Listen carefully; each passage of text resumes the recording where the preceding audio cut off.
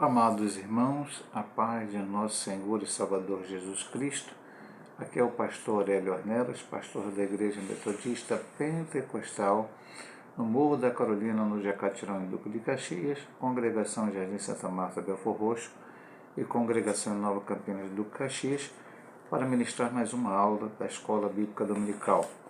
Nós estamos no primeiro trimestre do ano de 2024, utilizamos a revista de adultos da Casa Publicadora das Assembleias de Deus, e o título desse trimestre é O Corpo de Cristo, Origem, Natureza e Vocação da Igreja no Mundo, e hoje aqui nós estamos estudando a última aula desse trimestre, O Poder de Deus na Missão da Igreja. E, mais uma vez, como falamos no início do trimestre, falamos agora também, queremos agradecer a Deus pela vida do pastor José Gonçalves, ao qual escreveu estas lições, ao qual aprendemos muito sobre eclesiologia, e também pela toda a equipe da CPAD que nos proporciona essa revista para podermos estudarmos e aprendermos mais da Palavra de Deus. O texto-aula da lição de hoje nos diz o seguinte: mas recebereis a virtude do Espírito Santo, que há de vir sobre vós, e ser-me-eis testemunhas, tanto em Jerusalém, como em toda a Judéia e Samaria, e até aos confins da terra. Atos 1, 8. A verdade prática: o Espírito Santo é a força motriz que movimenta a igreja. Sem o poder do Espírito, a igreja é incapaz de cumprir a sua missão. A leitura bíblica em classe, que é a base da lição de hoje, está em Atos 13, do versículo 1 ao versículo 4. Na igreja que estava em Antioquia, havia alguns profetas e doutores, a saber, Barnabé, e Simeão chamado Níger, e Lúcio Cireneu, e Manaém, que fora criado com Herodes, o tetrarca, e Saulo. E servindo eles ao Senhor e jejuando, disse o Espírito Santo: apartai-me a Barnabé e a Saulo para a obra a que os tenho chamado. Então, jejuando e orando, e pondo sobre ele as mãos, os despediram. E assim estes, enviados pelo Espírito Santo, desceram a Seleucia e dali navegaram para Chipre. A introdução da lição de hoje, a última lição, mais uma vez repetimos desse trimestre, nos diz o seguinte: nesta lição, focaremos nossa atenção no poder do Espírito Santo na missão da Igreja de Cristo. Aqui mostraremos que o povo de Deus não pode prescindir do revestimento do poder pentecostal para obter êxito na sua missão na terra.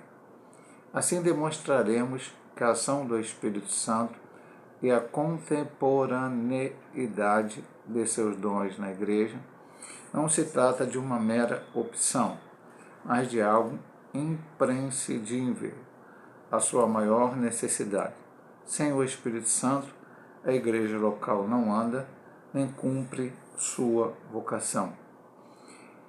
Então, a segunda frase nos diz assim: assim mostraremos que o povo de Deus não pode prescindir do recebimento do poder pentecostal para obter êxito na sua missão na terra. O que é prescindir? É dispensar, é renunciar. Então, ainda focando no restante da introdução, a introdução sempre é quase que um resumo, assim como a conclusão daquilo que vamos estudar, a conclusão daquilo que estudamos. Cada uma, logicamente, tocando em aspectos diferentes. Nós somos pentecostais. Eu, pastor Aurélio Ornelas, estou prestes a completar 60 anos de idade, então tenho uma experiência de vida, além de uma experiência ministerial. Eu comecei a minha caminhada na Igreja Metodista, na época chamada Metodista do Brasil, e hoje apenas chamada Igreja Metodista. E naquela época havia um grande dualismo entre os chamados tradicionais Era o que se chamava na época dessa forma. Aqueles que não criam da mesma forma que os pentecostais. Os pentecostais.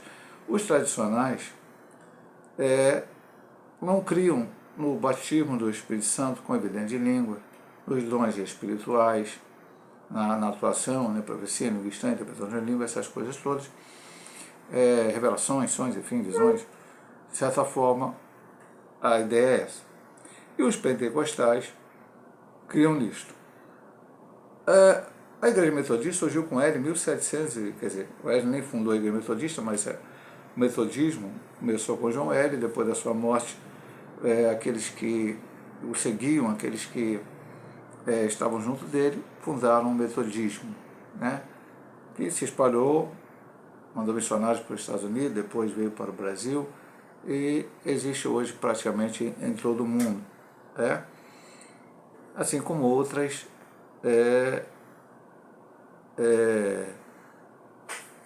denominações. Os batistas, que até advogam que são antes da reforma protestante, os presbiterianos que vieram com a reforma, os metodistas vieram um pouco adiante, da reforma, mas também com a ideia da reforma. E o pentecostalismo só começou, o pentecostalismo moderno, sempre houve manifestações pentecostais em toda a história da igreja, mas o pentecostalismo moderno, como hoje conhecemos, a partir de 1906 na Rua Azusa. E aí surgiram várias denominações, aqui no Brasil a maior delas é a Assembleia de Deus, e na década de 60 houve um grande crescimento do pensamento pentecostal, o surgimento de várias igrejas. Por exemplo, a Igreja Metodista Pentecostal surgiu em 68, a Wesleyana em 67, e ali no início da década de 70, a Maranata, e outras igrejas mais de cunho pentecostal, diferenciando um pouco da Assembleia de Deus, mas, enfim, e lá na década de 60, Deus é Amor, acho que Brasil para Cristo, outras mais. Naquela época que eu estava no Metodista, na década de 70, iníciozinho de 80, então havia essa divisão, tradicionais, pentecostais. Meu pai foi para a igreja pentecostal, depois eu fui também.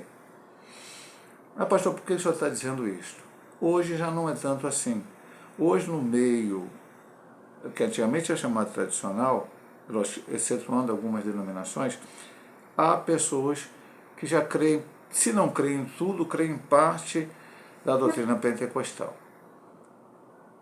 Mas ainda há os cessacionistas, alguns que creem que se houve o batismo com o Espírito Santo, houve. No dia de Pentecostes houve, mas quando o último apóstolo morreu, não era mais necessário isso e tal. Depois foi feita a Bíblia Sagrada, foi colocada, foi feita no sentido de serem os pais da igreja orarem, e aí então decidirem quais seriam os livros inspirados, e ali fechou-se a revelação de Deus, então Deus não revela mais nada. Isso é uma ideia que alguns têm, sensacionista. Como não creem ainda nos milagres, no batismo do Espírito Santo, enfim. Nós pentecostais, nós cremos nessa totalidade.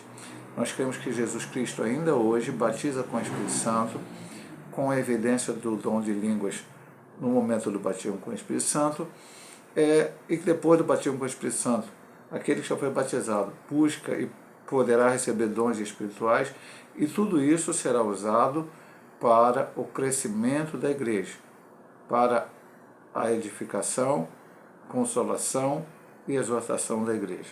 Por isso ele diz que a igreja não pode prescindir, não pode renunciar a isto. E é isso que nós vamos ver aqui, durante toda a lição. Como é a ação do Espírito Santo na igreja e como ela é importante para a igreja também hoje, no século XXI. Então vamos ver a doutrina do Espírito Santo, segundo o evangelista Lucas. O ensino revelado nos escritos de Lucas. Tanto o Evangelho quanto o livro de Atos, ambos escritos pelo evangelista Lucas, revelam o ministério do Espírito Santo na vida de Jesus e da primeira igreja como uma necessidade imperiosa. Nesse sentido, o evangelista mostra que sem a ação do Espírito no ministério de Jesus e na vida da igreja, os cristãos não estariam qualificados para ser testemunhas do Senhor. essa promessa estava associada ao revestimento do poder do Espírito, conforme descrito nas palavras de Jesus como o poder do alto. Lucas 24, 49, o Senhor Jesus Cristo disse para os apóstolos em uma das suas aparições pós a sua ressurreição: ficai em Jerusalém até que do alto sejais revestido de poder. O evangelista Lucas foi o único que trouxe, de certa forma, a palavra nesses termos nos seus evangelhos. Embora os outros evangelistas também tenham mostrado aparições de Cristo pós-ressurreição. Quando ele começa Atos, ele já começa, porque Atos é chamado Atos Apóstolos, alguns até acham que deveriam ser chamados de Atos do Espírito Santo, mas não vou entrar nessa discussão aqui. Lucas, quando começa a sua narrativa, logo no início, os discípulos, Jesus aparece, eles querem saber de terminações, de tempos, de coisas que vão acontecer, e Jesus então disse: e recebereis a virtude do Espírito Santo, e ser-me-eis testemunhas, tanto em Jerusalém, como na Judéia, Samaria e até os confins da terra. A igreja é chamada para ser testemunha de Jesus. Pastor, testemunha de Jesus é só o pastor, ou hoje alguém é chamado de apóstolo, missionário, bispo, aquele que lidera a igreja? Não. Todos nós somos testemunhas de Jesus. Alguns vão testemunhar pregando num púlpito para milhares de pessoas, louvado seja o nome do Senhor Cristo. Alguns vão pastorear milhares de pessoas e vão ensiná-las a palavra de Deus e vão pregar a palavra de Deus para elas. Glória a Deus por isso. Mas todos nós somos testemunhas aonde tivermos. Então, a pessoa que não é pastor e trabalha secularmente num trabalho secular, ela será testemunha de Jesus aonde ela está. Pastor, necessariamente falando das virtudes do Senhor, poderá ter essa oportunidade. Às vezes, há empresas que dão uma oportunidade de haver um culto. Mas, principalmente, dando testemunho, vivendo o Evangelho, para que o mundo possa ver Cristo. Então, todos nós somos testemunhas. E para que, ao pregar essa palavra, as pessoas possam também se convencer, e o convencimento não é pelo que eu falo, o convencimento é pelo que o Espírito Santo age na vida deles, porque ele que convence do pecado, da justiça e do juízo. O Senhor nos deu também esses sinais que nós pentecostais damos bastante valor, os dons espirituais. Porque o Senhor Jesus Cristo, na grande comissão, disse: esses sinais seguirão os que crerem. Não expulsaram demônios, falaram uma nova língua, curaram gente. Então, a palavra é pregada e os sinais acontecem, sendo as pessoas usadas por Deus. Por isso ele fala aqui de que precisamos receber esse poder do Espírito Santo. Mas alguém pode perguntar: pastor, eu ainda não fui batizado com o Espírito Santo, portanto eu não posso ser uma testemunha de Jesus? Não, eu não creio nem que o autor queira dizer isso. Você será também uma testemunha de Jesus. Você tem, nós pentecostais, o que nós falamos, pelo menos eu falo, ensino na minha igreja, creio que os outros pastores também o fazem, é que temos que buscar esse batismo com o Espírito Santo. Temos que buscar os dons espirituais após o batismo com o Espírito Santo. Quem vai dar é o Senhor, e aí é com o Senhor, não é comigo. Eu, como homem, não transmito o dom do Espírito Santo a ninguém. Alguém pode dizer: poxa, pastor, mas o pessoal colocava a mão na cabeça, o pessoal recebia o batismo com o Espírito Santo. Acontecia, meu amado irmão, mas isso não era transmissão. O Espírito Santo estava saindo de Paulo, saindo de Pedro, saindo de Tiago, saindo de João e passando para aquela outra pessoa. Apenas é uma imposição de mãos e o Senhor operava as suas maravilhas, batizava com o Espírito Santo. Então, hoje, as pessoas têm que buscar. Mas ainda não receberam, mas estão buscando o batismo com o Espírito Santo, os dons espirituais, testemunho de Cristo, fale de Cristo e continue nesta mesma. Porque aqui diz: ficai em Jerusalém até que do alto sejais revestido de poder. Aqueles primeiros discípulos tiveram que esperar 10 dias. Mas a gente sabe na experiência pentecostal que há pessoas que buscaram o batismo com o Espírito Santo durante, às vezes, vários anos e não, até o receberem. Então não há uma lógica de que tem que ser 10 dias, tem que ser 15 dias, tem que ser um mês, tem que ser... Há pessoas que na hora que estão sendo batizadas nas águas já são batizadas com o Espírito Santo também, já falam línguas. Então a experiência é diferente para cada um. Se você é um crente pentecostal, crê nisso, busque o batismo com o Espírito Santo, busque o dom do alto, mas ainda não recebeu? Continue testemunhando de Cristo, falando das suas maravilhas. O enchimento do Espírito como experiência necessária. O Senhor Jesus só começou o seu ministério depois de ser cheio do Espírito Santo. Nosso Senhor fez a obra de Deus e a fez no poder do Espírito Santo. Ele foi capacitado pelo Espírito Santo, dependeu dele para exercer o ministério, e aí estão várias citações aqui. Da mesma forma, a igreja só deveria iniciar o trabalho missionário quando fosse revestida desse mesmo poder. Por isso, podemos afirmar que no contexto literário do evangelista Lucas, especialmente no livro de Atos dos Apóstolos, o Espírito Santo aparece como uma necessidade, não como opção. Parece que a gente vai falar a mesma coisa que falou no ponto 1, mas precisamos falar. Mais uma vez, eu não creio que o autor, embora esteja sendo muito enfático em uma situação, e concordo com ele, pelo menos em parte, eu digo pelo menos em parte, porque às vezes o que você lê aqui interpreta de uma maneira e pode não ser esse o pensamento do autor da lição. Veja bem, meu amado irmão, a igreja se iniciou no Pentecostes. Foi uma ordem do Senhor que a igreja recebesse o batismo com o Espírito Santo. E a partir daí começou-se a pregar a palavra de Deus, a anunciar o Evangelho do Senhor Jesus Cristo. Ok? A mesma necessidade há hoje. Então alguém aceita Cristo como Salvador nas nossas igrejas.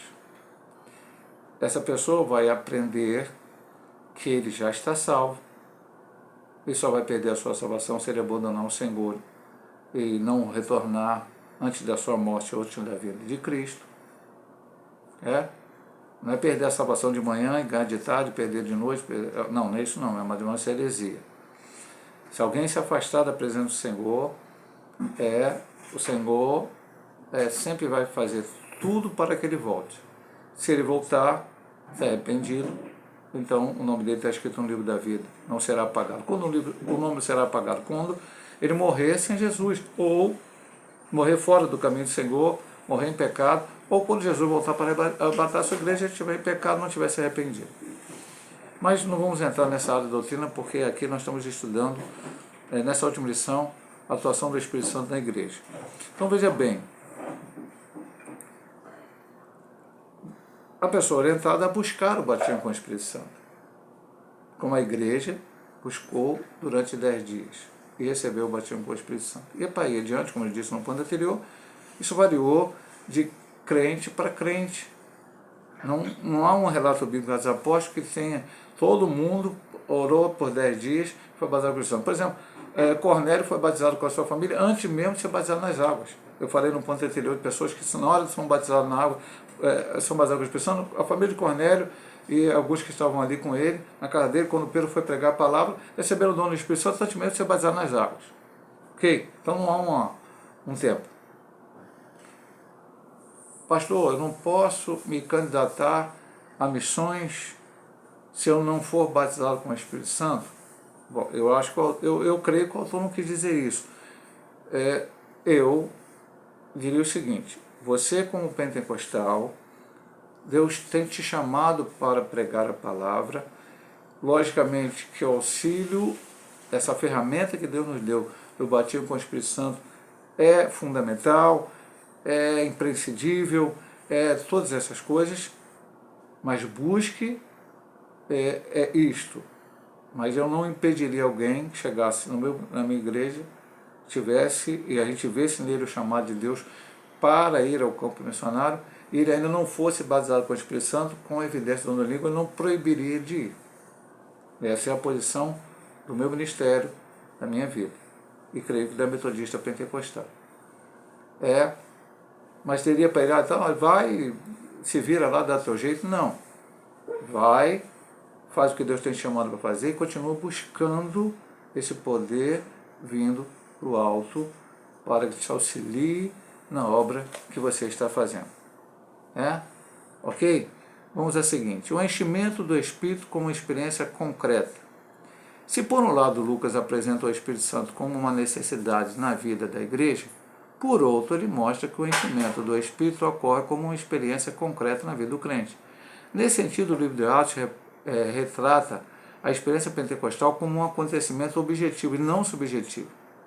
Ela podia ser vista e ouvida. Atos 5:32. A gente sempre fala que é um estudo bíblico. Hoje, como temos, principalmente no ponto 1, temos mais subdivisões que o normal, né? Mas depois no ponto 3 só temos 2 subdivisões. E o assunto requer um pouco mais de profundidade de falar algumas coisas, né? Então a gente está correndo um pouco, não está lendo tantos versículos. Mas vamos ler aqui, vamos lá. Acho que vai ser qual o texto, mas vamos lá. E nós que somos testemunhos acerca das palavras, nós também o Espírito Santo que deu àqueles que lhe obedecem. Bom, 5:32. Não sei se é exatamente esse versículo que ele queria citar. Vamos lá. Havia manifestações físicas, eu sei o que o autor quer falar aqui, é importante a gente também ver isso. Havia manifestações físicas que se tornaram reais para quem as tinha e visíveis para quem as presenciava. Em outras palavras, quem recebeu sabia que havia recebido. Atos 11:15-17. Entre os muitos sinais, um se sobressaía sobre os demais, o falar em línguas desconhecidas. Este ponto aqui, ele vai, não que repetir, mas ele vai enfatizar mais no 4. Então eu vou ler a subdivisão 4, depois vou comentar as duas juntos. A doutrina pentecostal clássica. Desde seus primórdios, a doutrina pentecostal clássica afirma que o falar em línguas desconhecidas é a evidência física inicial do batismo no Espírito Santo. Em 3 ocasiões no livro de Atos, a manifestação das línguas está presente e em todas elas chama a atenção o fato de todos terem experimentado o fenômeno de falar em outras línguas. Aí Atos 2:4, que é no dia do Pentecostes, Atos 10:44-46, que é no Cornélio, e 19:6, que se não me engano são alguns crentes em Éfeso que Paulo conheceu, mas eles estavam indo no batismo de João e Paulo orou por eles e eles receberam também o batismo com o Espírito Santo com evidência para línguas. Até mesmo na narrativa de Atos 8:14-25, que é Filipe pregando em Samaria, onde não há menção à ocorrência de línguas, o evangelista parece deixar subentendido que as línguas estiveram presentes ali, 8:18, conforme Atos 9:17. Assim, estudiosos do livro de Lucas reconhecem que o uso do evangelista fala da expressão batismo no Espírito Santo, ou ser cheio do Espírito Santo, em Atos Apóstolos, tem a ver com a experiência do derramamento do Santo Espírito acompanhada de línguas desconhecidas como evidência inicial. Então, vamos comentar as duas juntos.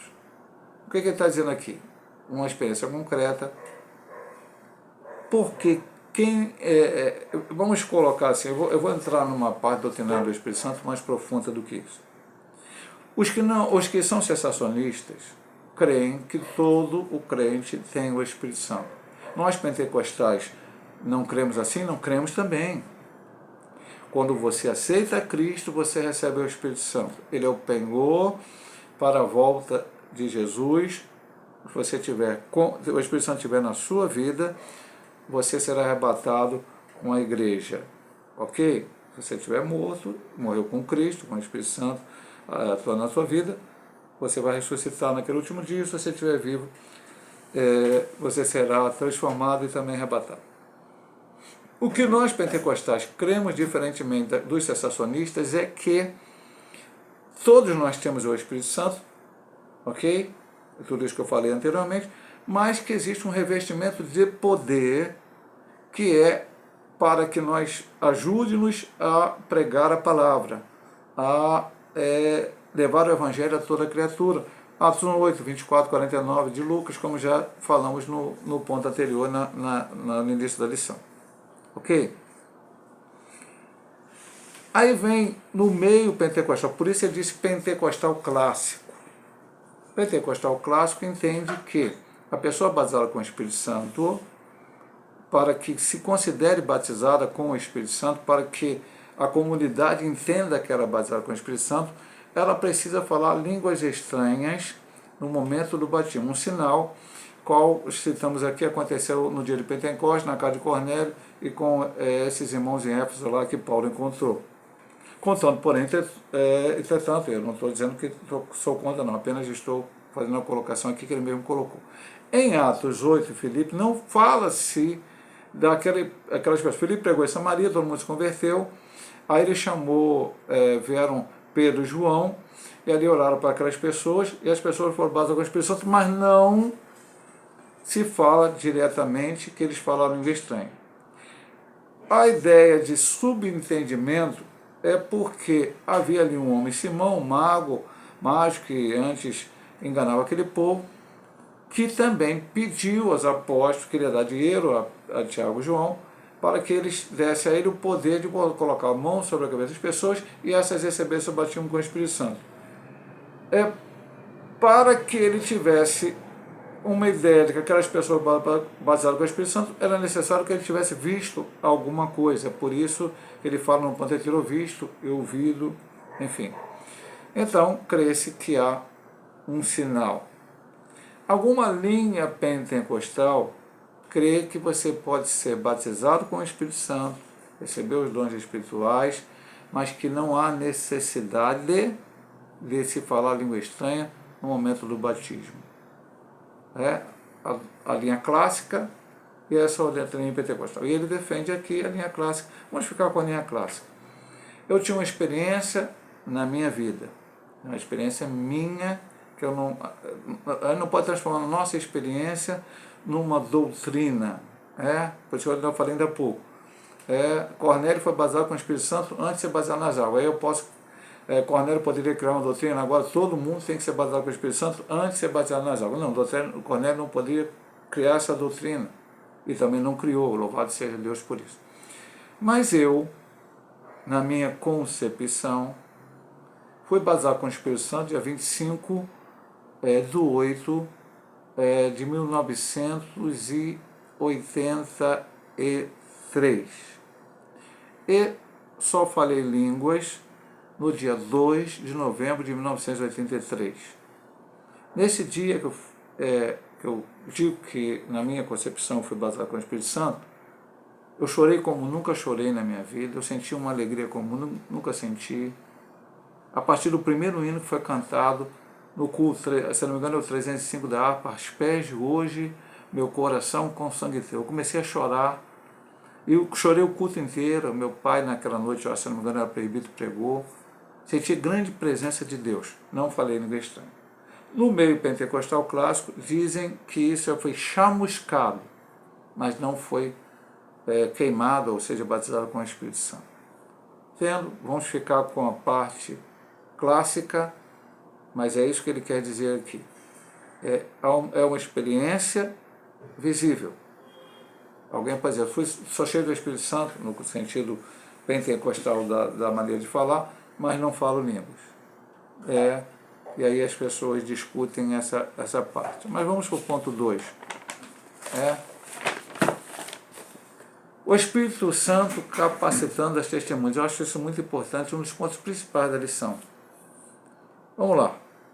Capacitando as testemunhas. No livro de Atos é possível perceber o ensino da capacitação do Espírito Santo sob diferentes perspectivas. Primeiro, o Espírito capacitando líderes para o desempenho da obra de Deus, Atos 4:33.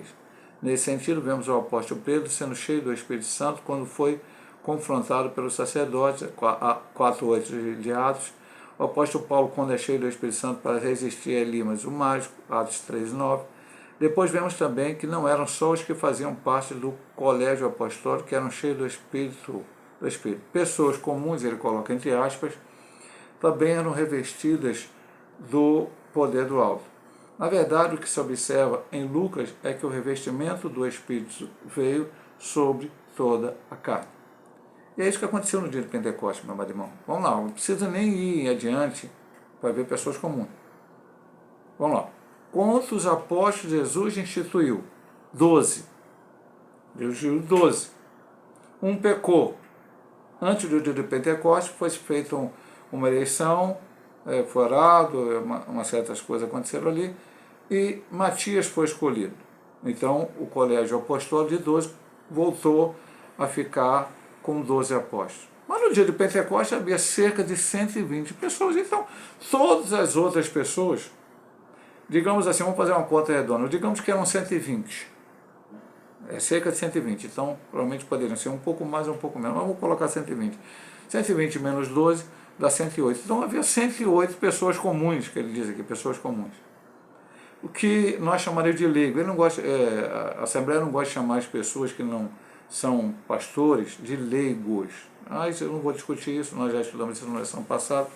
Então, pessoas comuns. O Espírito Santo é derramado sobre toda a carne.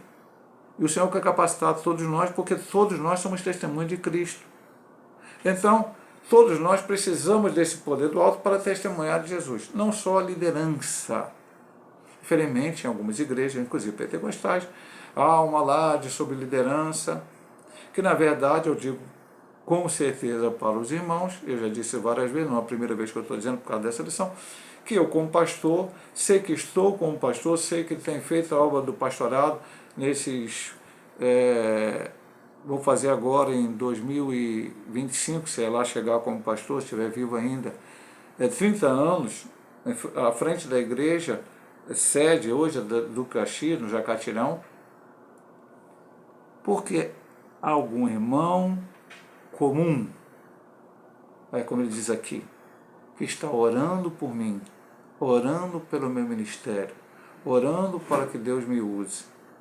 Então, nós não somos nada, meu amado irmão. Nós dependemos um dos outros. Tá? Então, o Espírito foi derramado sobre toda a carne. Outra coisa, o Espírito não vai ser derramado segundo. A gente fala simbologicamente, houve um Pentecoste. Várias pessoas podem usar com a expressão na igreja, um Pentecoste. Meu amado irmão, o Pentecoste foi um só, aquele lá do dia de Pentecoste. E ali o Espírito Santo foi derramado sobre toda a carne. Agora é buscar.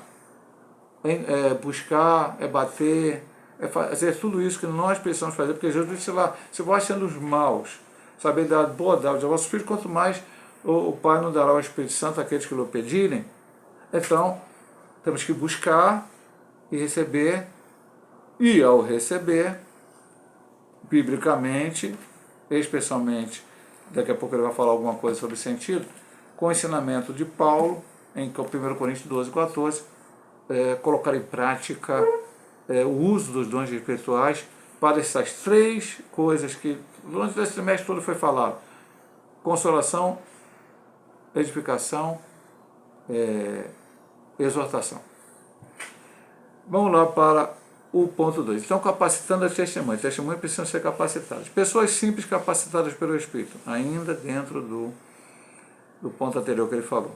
Vemos isso claramente quando Ananias, até então ilustre e desconhecido, é convocado por Deus para impor as mãos naquele que seria o maior apóstolo de todos os tempos, Paulo. Assim também Estevão e Felipe, que haviam sido escolhidos para servirem às mesas, fazendo sinais de prodígio, Atos 6:8 e 8:6. Fica patente que Deus não tinha uma classe privilegiada para fazer essa obra, ele possuía testemunhas capacitadas pela Espírito Santo. E isso lógico, ele tem que colocar aqui, concordo com ele, temos que enfatizar isto, falar isto bastante para que as pessoas entenderem, porque todo crente precisa buscar o batismo com o Espírito Santo, o vestimento do poder, para ser usado por Deus. É lógico que nós já vimos numa lição anterior que Deus deu alguns para pastores, alguns para apóstolos, alguns para profetas, alguns para evangelistas, alguns para doutores e mestres, enfim. Tudo isso o Senhor colocou na sua obra. Porque Deus conhece a cada um. Agora, que todos precisamos ser cheios e todos precisamos ser testemunhas, precisamos. Deus vai usar o que ele chama aqui de ilustre desconhecido, né? É desconhecido para os homens, meu amado irmão. Para os homens é desconhecido, para Deus não. Para Deus, Ananias era um vaso escolhido para ele. Porque vamos lá, meu amado irmão, eu vou até contar um exemplo aqui, eu já contei várias vezes. Várias igrejas americanas se uniram para fazer uma grande cruzada evangelística e gastaram milhões de dólares. E nessa cruzada evangelística, só uma alma aceitou Jesus como Salvador. Poxa, pastor, derrota, coisa inútil, milhões jogados fora que podia ser colocado em outra coisa. Não. A única pessoa que aceitou Jesus nessa cruzada chamava-se Billy Graham, que veio a ser o maior evangelista do século XX. A pessoa que mais ganhou almas para Cristo, não só nos Estados Unidos, mas no mundo inteiro. Pregou aqui no Brasil algumas vezes, em grandes cruzadas evangelísticas. Então, meu amado irmão, Ananias é o João Batista, que é o menorzinho, o maior profeta, sendo um ministério pequeno, preso, aquela coisa toda, não tendo destaque nenhum, dizendo que era necessário que Cristo crescesse e ele diminuísse, mas ele nascido mulher não como aquele. Ananias, ele simplesmente foi aquele que esteve conversando com Saulo no início, orou por ele, recebeu o batismo com o Espírito Santo, e ali se iniciou, de certa forma, o ministério de Paulo. Estevão, o diácono, que foi o primeiro mártir da igreja, a pessoa que morreu pela causa do evangelho. Filipe pregou em Samaria, depois pegou Filipe da rainha de Candace. O evangelho entrou na África através de Filipe, porque ele pregou para aquele homem, quantas almas foram ganhas por ele. Então, meu irmão, não importa quem você seja, porque hoje se almeja cargo no meio evangélico brasileiro. Eu quero cargo, eu quero nome, eu quero ser apóstolo. Não, você não tem que querer ser alguma coisa, você vai ser aquilo que Deus colocar você para ser. Tem um projeto na tua vida. Mas, enquanto Deus não faz totalmente aquilo que tem que fazer através de você, você tem que fazer é ser testemunho de Cristo, sim, e buscar esse revestimento de poder. E por terceiro, já que aqui é capacitando as testemunhas, capacitando a igreja.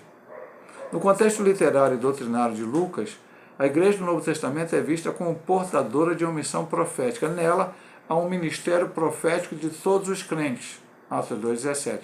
Nesse sentido, conforme o contexto de Atos, o testemunho não é apenas individual, como mostrado na expressão, mas também de toda a igreja descrita em Atos. Assim, essa comunidade de crentes, capacitada pelo Espírito Santo, ganhava a confiança e a admiração das pessoas ao seu redor. Portanto, o crescimento das igrejas em Atos estava associado ao testemunho dado pelos grupos de crentes capacitados pelo Espírito Santo. Atos 9:31. Igreja somos nós, individualmente, mas também somos o grupo. Estudamos isso nesse trimestre, a eclesiologia. Vimos lá, igreja local, igreja universal. Qual a igreja de Cristo no bairro do Jacatirão? Todos os crentes em Cristo, da igreja metodista pentecostal, da batista do Jacatirão, de outras igrejas que ali também estão no bairro onde está. Qual a igreja de Cristo em Nova Campina? A igreja metodista pentecostal, a igreja metodista oeliana, as Assembleias de Deus, outras igrejas que estão ali em Nova Campinas, assim como Santa Marta, e com qualquer outra cidade, qualquer outro bairro, qualquer outro lugar. Então aprendemos isso. A igreja também ela foi capacitada, cheia do poder de Deus, porque ela também precisa desse poder para que cada um vá crescendo também no conhecimento da palavra de Deus. A profecia não é só para o infiel para que aceite a Cristo. A profecia, você é baseado com o Espírito Santo, cheio do Espírito Santo, Deus te dá o dom da profecia, e a profecia muitas vezes é para os crentes. Então Deus capacita a igreja através deste revestimento de poder. O Espírito Santo capacitando as testemunhas de Cristo. E agora o último ponto, o Espírito Santo como fonte geradora de missões. Muito bom esse ponto também. Interessante. Até porque o texto bíblico base da lição de hoje, em classe, é sobre este assunto. O envio missionário. O capítulo 13 do livro de Atos, os apóstolos narram o envio dos primeiros missionários da igreja em Antioquia. O que chama a atenção nessa narrativa é a participação ativa do Espírito Santo no envio missionário. Nesse texto, Lucas menciona que havia alguns profetas na igreja que estavam em Antioquia. Lembro lá na leitura bíblica em classe, Atos 13:1, Saulo, Barnabé, Lúcio, Manaém, tetrarca de Herodes, enfim. É bem possível que essa observação do autor sagrado fosse para explicar como se deu a participação do Espírito Santo no comissionamento de Paulo e Barnabé para a primeira viagem missionária. Lucas mostra que, por intermédio dos dons do Espírito, os dois obreiros foram separados para uma grande obra de maneira clara e audível. O foco do evangelista é que o Espírito Santo é a fonte geradora de missões, pois ele é quem vocaciona e envia. Como Deus fez, eu não sei. Se a gente voltar ao texto aqui, né? Bíblia, né? Então, o texto que ele citou, na igreja que estava em Antioquia, havia alguns profetas e doutores, não só profetas, mas também doutores, dons ministeriais, a saber, Barnabé e Simeão, chamado Níger. 2. Lúcio, Cireneu, Manaém, que foram criados por Herodes, o tetrarca e Saulo. Então, tinham 5. Barnabé, Simeão, Lúcio, Manaém e Saulo. Servindo eles ao Senhor e jejuando, disse o Espírito Santo. Aí como o Espírito Santo disse? Nós não sabemos. Usou algum profeta? Enfim, falou o coração da liderança da igreja? Não sei como aconteceu. O autor acha que foi audível. Também podemos achar que foi. O mais importante é o seguinte. Na igreja de Antioquia, que foi uma igreja que nós aprendemos isso, nasceu do ensino da palavra de Saulo e Barnabé. Barnabé foi lá, os crentes dispersos pregaram em Antioquia, muita gente aceitou Jesus, chamaram Barnabé saiu de Jerusalém, viajou até lá, viu a necessidade do ensinamento, chamou Saulo veio, juntou-se com ele, durante um ano ensinaram a eles sobre Cristo, depois de um ano, aquele povo ao redor começou a chamar ele de cristãos, como um apelido, uma zombaria quase, mas é porque eles são pequenos cristos, aqueles que queriam imitar aquilo que pregavam. Então, é uma igreja bíblica. E além de bíblica, logicamente, Saulo era batizado com o Espírito Santo, a Bíblia não fala de Barnabé, mas também diz que era cheio do Espírito Santo. Aqueles homens ali também falaram da necessidade da busca do batismo com o Espírito Santo. Certamente as pessoas receberam, e Deus ali, através dos dons, de profecia, de forma audível, disse a eles, separa fulano e fulano para a obra que eu os tenho chamado. E nós sabemos o resultado final. Pastor, isso tem a ver com o Brasil? Tem, meu amado irmão. Porque Paulo pregou a palavra, levou, principalmente, né, chegou até a Espanha, chegou até Roma, queria ir até a Espanha, não conseguiu chegar, e depois o evangelho se alastrou por toda a Europa, ele chegou na Macedônia, enfim, e a palavra chegou a todo lugar onde precisava chegar, e depois da Europa, ela veio para as Américas, ela veio para o Brasil, e nós hoje temos evangelho, por causa desta igreja que iniciou essa questão de missões. E não só ela fazer missões, mas também as outras igrejas, a qual foram plantadas por Paulo, Barnabé e depois outros missionários que foram após ele, também eram igrejas missionárias, e o evangelho foi se expandido por toda a criatura.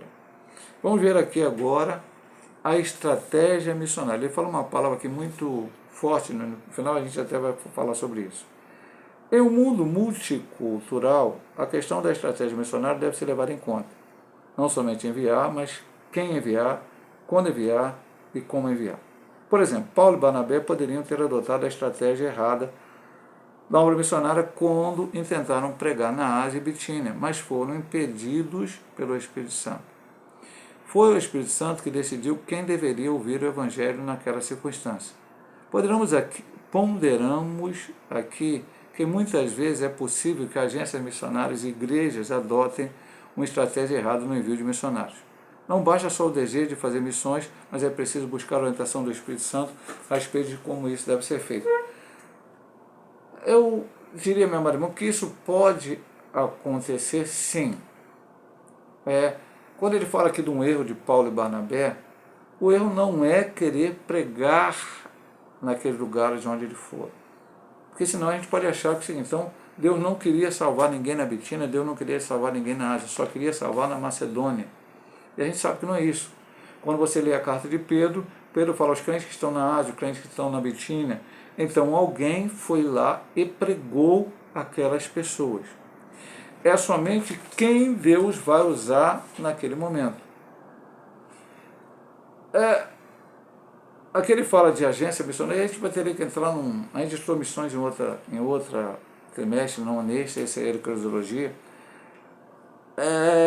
Precisamos entrar bem profundo nisso. Lógico, nós vimos o seguinte, quando estudamos sobre missões, a igreja local, ela ora, Deus mostra quem tem que ir para missões, a igreja então continua orando e preparando essas pessoas. Normalmente hoje, ele fala aqui no ponto, não somente enviar, mas quem enviar, quando enviar e como enviar.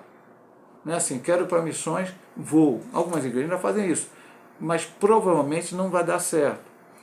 Hoje, principalmente, com um mundo tão globalizado, muitas coisas acontecem, é necessário uma preparação, principalmente se for para uma outra cultura. Se você sair daqui do Rio de Janeiro para pegar em Minas Gerais, tem algumas diferenças, entre aspas, culturais, mas são muito poucas, e talvez você consiga fazer isso tranquilo. Nossa igreja aqui do Rio de Janeiro, temos ainda, até hoje, um trabalho na Bahia, tivemos trabalho em Guarapari, no Espírito Santo, hoje não tem mais, tivemos trabalho em Itacoaquecetuba, São Paulo, e há outras igrejas que têm trabalho. A igreja que nós ajudamos de missões, a de Costa Madec, que é aqui de São Gonçalo, ela tem trabalho em Minas Gerais em 2 lugares diferentes, tem trabalho no Maranhão para pegar para os indígenas, tem trabalho no Piauí, que é o mais recente, e em Pernambuco. Está lá pregando a palavra, está lá levando Jesus para as pessoas. Então é mais tranquilo. Mas quando você vai para uma outra cultura, é necessária uma preparação. Nós ajudamos o missionário André Derruti, que é desta igreja, ele foi para a Espanha. Antes de ir para a Espanha, ele ficou algum tempo se preparando em São José do Vale do Rio Preto, onde morava o pessoal da família, se não me engano, da esposa dele. Ali ele ficou por um tempo, e a esposa, aprendendo a língua para o lugar que ele ia. Então, existe uma série de coisas que tem que ser feita. E às vezes é feita através de uma agência missionária. Ok, a Semadega de Coco costuma usar Cairóis como preparação para os seus missionários que vão. E depois esse missionário é enviado. Ele vai para o campo e a igreja continua orando por ele. Ele está no campo e a igreja continua orando por ele. Quando ele voltar, tiver que voltar por algum motivo, ou definitivamente ou parcialmente, a igreja continua apoiando, orando por ele. Então, tudo isso é feito com oração e lógico. Agora, pode haver erros? Sim, meu amado irmão. Pode-se enviar um missionário que não está preparado para ir, pode se enviar um missionário por um campo errado. Isso, talvez a história de missões aí, moderna, nos ensine que isso aconteceu. Mas o mais importante é pregar a palavra. A igreja pretende mandar um missionário? Ore, peça a direção do Espírito Santo. Veja que Paulo já estava enviado aqui. Paulo não foi uma estratégia errada da igreja que enviar ele para Bitínia, não era para Bitínia. Ele já estava em missões, ele já estava viajando, aqui não mais com Barnabé, mas com Silas. E quando ele estava em determinado local, ele sentiu o desejo de ir para Bitínia, mas o Espírito Santo falou não. Para a Ásia, o Espírito Santo falou que não. E aí o Espírito Santo dirigiu, porque Paulo era um homem dirigido pelo Espírito Santo. E isso cada missionário precisa ser. Aqui não foi um erro de estratégia da agência missionária que não existia na época, a igreja que o enviou, para um campo errado. Foi uma questão de ele crer que ali seria o melhor, mas o Espírito Santo ter uma outra visão para ele, e realmente foi uma visão de sucesso, porque a palavra entrou na Europa através da cidade de Filipos, né? Louvado seja o nome do Senhor. Vamos aqui então agora à conclusão do trimestre, da última lição desse primeiro trimestre de 2024. Encerramos essa lição e, consequentemente, esse trimestre, mostrando que o Pentecostes faz toda a diferença no cumprimento da vocação missionária da igreja. Sem a ação do Espírito Santo, a igreja local está desabilitada para cumprir sua missão. O Espírito Santo é a força motriz do corpo de Cristo em sua dimensão local. Sem o Espírito Santo, a igreja não vai a lugar algum. Precisamos dessa unção, precisamos desse poder, precisamos da direção do Espírito Santo. E aprendemos isso nessa lição hoje. Com as devidas colocações, para que a gente não seja tão radical, que impeça até que a obra de Deus seja feita, mas precisamos sim desse poder vindo alto. E, meus amados irmãos, está aqui a próxima revista.